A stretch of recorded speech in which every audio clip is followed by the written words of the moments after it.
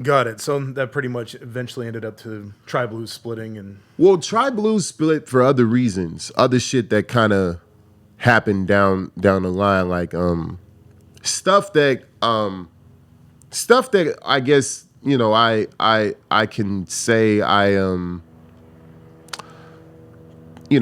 were, I guess you could say, justified, and certain things that I just didn't. I was too young to be mature about at the time. You know what I'm saying? So, long story short, Ja's studio didn't end up being. It couldn't financially sustain itself. He had like a real studio, like his shit was like in a fucking commercial building and shit. Like it was a real studio. Like there was, a booth, a fucking, a soundboard, a fucking control room. Like this shit was, it was a real studio. it was off DeSoto, right? Yeah, Off yeah, 418? DeSoto and Devonshire. Yeah. Yeah. It was a real studio. Like this wasn't no bullshit. They put money into this, but they couldn't financially sustain itself. So Jai ended up having to move out of there, and he moved a lot of his equipment over to his apartment in Canoga Park. So we started recording out of his apartment, and at the time, because I think Ja was going through a lot of personal shit, like with health and like with his marriage and shit that I didn't even know about, he started turning into a different person. And he just started to become like real angry, real aggy, didn't want to take direction, being very bullish headed about a lot of shit.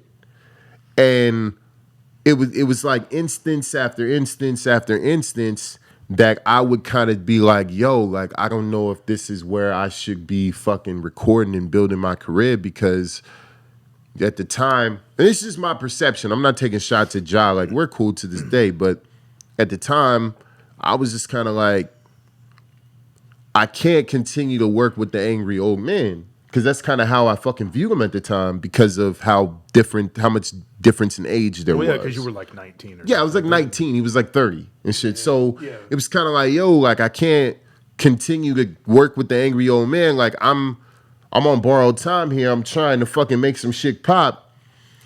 And the last straw was the first tour.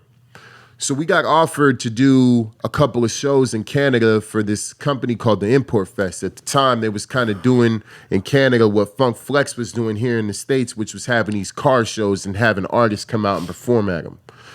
And they had hit me up based on Melodic. Melodic was burning up in Canada on MySpace. Remember on MySpace, he's that the music player? That shit was so fire back then. Yo, Melodic ran up like fucking 100,000 fucking plays. And at the time, they didn't have analytics and shit. I didn't know where these plays is coming from. I had this promoter inbox me, yo, can I get your number? He calls me. I'm like, yo, what's up? He's like, yo, your record is really starting to do well here in Vancouver. I'd like you to come up and do a show. But here's the thing. I can't hire American talent from America, meaning I can't book your fucking travel or nothing like that. But if you can get up here, I can compensate you when you get here. So I'm like, all right, cool. So our goal at the time, and once again, I'm dating myself, but at the time, Mexico and Canada in the United States you didn't have to provide proof of a passport to go to and from. This is before that was a thing. Right. That was like a post like 9/11 initiative. Yeah, but before it's just like going like Arizona or 100%. Like I could just drive right through the border. Of course, you had to like when we got to Canada, end of story, we ended up driving up there, but when we got to Canada, they inspected our vehicle and shit. Yeah, like they at look the at border. you and they're like, all right, cool, yeah. They just wave you through. Yeah, they ask you what you're doing here, all that. But it's not a big deal. Yeah, it wasn't like what it is now. So I go to Ja with the opportunity, like, yo, Melodic is blowing up. We need to fucking go, blah, blah, blah, blah, blah. We need to get CDs and vinyl together, and we need to go up there and sell this shit and fucking, we need to get this shit going. Ja's response was, I don't know if I want to go. And I'm thinking, what? What do you mean? This is what we've been wanting to do. Like, we've been talking about going on tour since we met. What are you talking about? And he's not really telling me why he doesn't want to go. Had to be something going on that I didn't know about. And I'm sitting here like, well, if you can't go, I should go. Because I can go. And I don't want to miss out on this opportunity. And then the conversation kind of took kind of like a turn for the worse where he kind of changed his tone like, I don't want you to go. Like, there is no Tribluez without me, and there is no Tribluez without you. So if you're just going performing and I'm not on the tables, that's not even Tribluez. And I'm thinking, but I'm performing our music and I'm selling our merch and I'm repping us. Like, what are you talking about? Why would you not want to be promoted? I still to this day don't know why he didn't want to do it. So long story short, the conversation turned into him kicking me and my then girlfriend out of his apartment. Yeah. He like kicked us. He's like, yo, if you're gonna go, get the fuck out of my spot. And I'm looking like, for real? I'm like, all right, cool.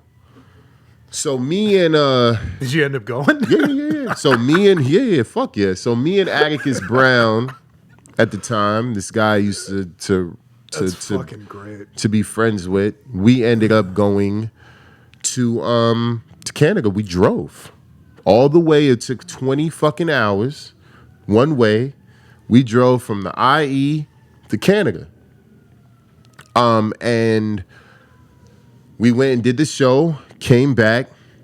Me and Blues had a conversation, and I was basically like, I'm done.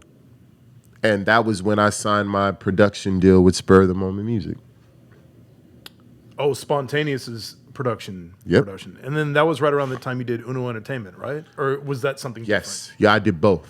So I did the UNO Entertainment Volume 1 mixtape immediately. I remember I went to Sam Ash and took out a $2,000 credit card and fucking bought all this equipment, figured out how to put it together with some of the knowledge that I had learned from Ja. Started the UNO Entertainment shit. I kind of like drew out the logo or some shit like that, and then I figured out how to like start an LCC or LLC. My bad, LCC, an LLC. And I started UNO Entertainment, and then I signed a production deal with Spontaneous so that I could have beats.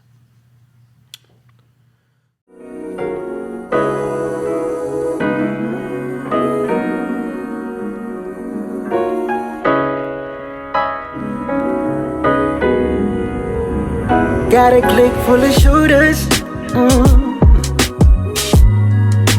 They won't let